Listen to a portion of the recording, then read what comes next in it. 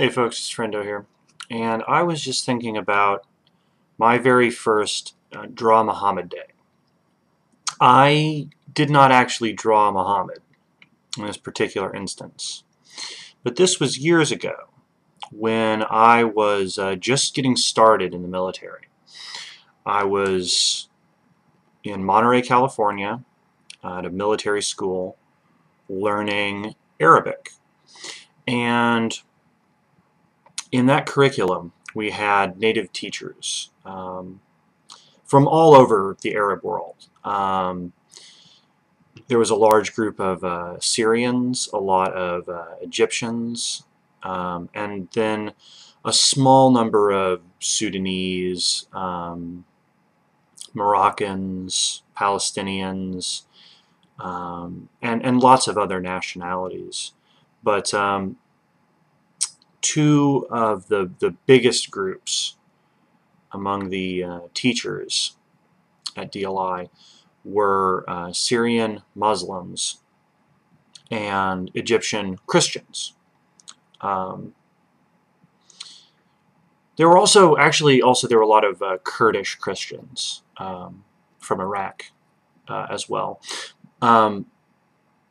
In my particular school, our teaching team, we ended up getting a cross-section of most of the nationalities that were represented at the school.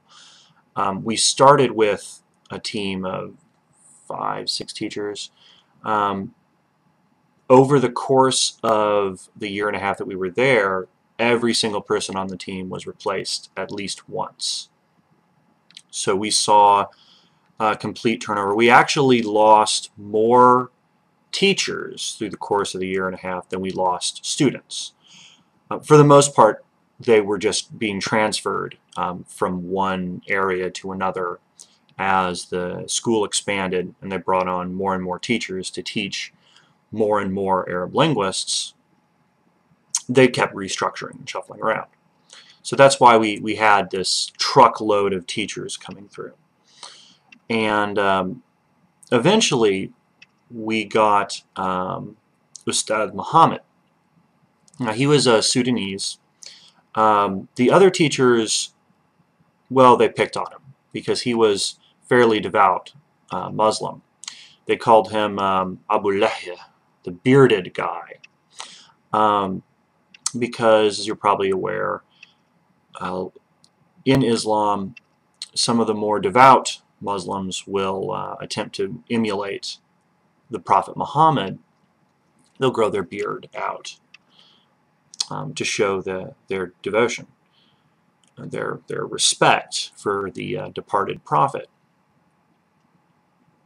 Now, apart from this, he was a fairly westernized person. And we actually had a very good rapport with Ustad Muhammad. We talked with him about a number of things, and his English was actually better than his Arabic. I'm told that's anecdotal, but I believe it. But he was a very good teacher. He was very engaged in trying to get us involved in the culture, bringing poetry and things of that nature into the class, really going beyond the curriculum, and that was a good thing. So we had a good rapport with him. We liked him, and he seemed to like us. No big deal. Well, one day, the controversy of the Danish cartoons came out. So this was late 2005 going to 2006, and we were at a fairly advanced stage in our training when this occurred. And I can't really remember what time of the year the event occurred, but it seems to me it was spring. But this was California, so it really could have been most any time of the year. But we were having a discussion between classes about the validity of the reaction from the Arab street, as they say, the Muslim masses in the Middle East. We were discussing their response to the images. And at this point, we were quite capable of discussing politics in our target language, in Arabic. But we had Ustad Mohammed that day, but for our very last class. So this was Friday, and this was the very last class, and we were all gearing up for our weekend. When we were on break, I left the room to go get water. When I came in, Ustad Mohammed was there, and he was talking with the other students in the class. And then I sat down, and sitting right in front of me was a caricature, just like a stick figure. A guy with a turban. He's holding an AK-47. He has a suicide vest strapped to him, big old beard. And just to make sure there was absolutely no confusion whatsoever, in Arabic it said, Muhammad the Prophet. Now when I sat down, I have this thing staring up at me. So I follow my initial reaction, which is to burst into laughter. I sit here going, what the fuck is this? And then I look up and I stop with this expression plastered to my face, because I'm looking right at the bearded face of Ustad Mohammed. So he says, what is it? Can I see it? Let me see it. And then at that point, it was just kind of at an impasse. I, like a deer in the headlights, watched as he reached down, grabbed it, picked it up, and completely lost his shit. He started yelling, he started screaming at me. I mean, he assumed I did it, but there was a soldier sitting behind me.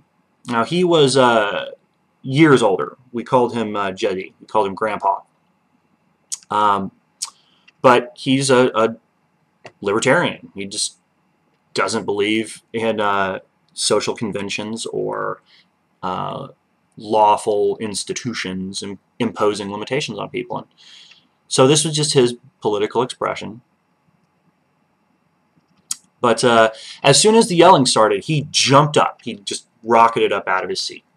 And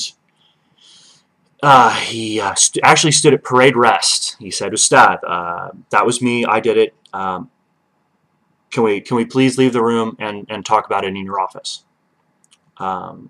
Ustad Mohammed, his whole face just curled up. He goes, no, you didn't do this. He did it. It was Basil. He's the one that did it. And so Jedi, no, it was me. I swear. And so then Muhammad looked around and he said, is this what we do in here? We sit around, we joke about people dying, we joke about Abu Ghraib. I bet you thought Abu Ghraib was hilarious. So now everyone's sitting there just stone-faced. And he keeps going on this rant. So Jedi, he looks at the teacher and he says, I really would rather talk to you about this in your office. So the teacher looks back at him and he goes, why should I talk to you? Why should I listen to anything you have to say? And I just had to chime in. I said, because that's what adults do. At that point, he left the room, and we were all sitting there, and we could hear him. He'd gone down the hallway into his office. We heard him screaming, yelling, throwing things.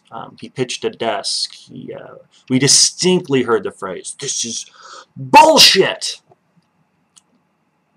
And so then our class leader came in to talk to us, and he was a fairly devout Mormon, so he took the side of he didn't really dress us down, but he took the side of telling us we need to respect people's religions, especially when we are being employed. It is our job to learn about them. Now, Jetty was then taken out to go talk to the battalion commander, and that's how we went into our weekend. Now, fast forward to Monday, and we were really wondering what kind of shit was going to come down the pipe. I got interviewed by a colonel, the staff commandant for the school, just because she said my name had come up a lot in the discussion, you know, as people were telling her the story. What ended up happening was Ustad Mohammed had a theory that the Egyptians, the Coptic Christians who were in the school, were going around trashing Islam on a daily basis. Now, they did spend a little bit of time trashing Islam. That is true. But he believed there was a conspiracy that the Christian teachers, had put us up to drawing Muhammad. That this was kind of, this was part of our education. This was a sign of a deeper cultural issue. And he actually argued that Jetty shouldn't have been punished because the real culprit was above him. The real culprit was this group of Christians that had no respect for Islam and were actively seeking to tear it down. Now, as I said, there was some legitimacy in that view that the Christians didn't really like the Muslims. At least a few of the Christians didn't really like a few of the Muslims, and they had been making fun of him. They did come up with this nickname for him.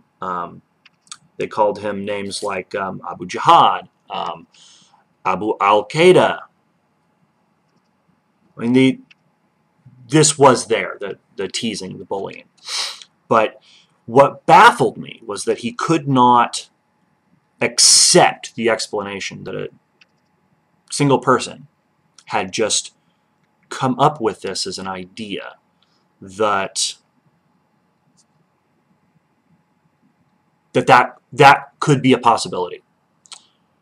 So on Monday, he actually volunteered to take someone else's class so he could come in and talk to us about the event.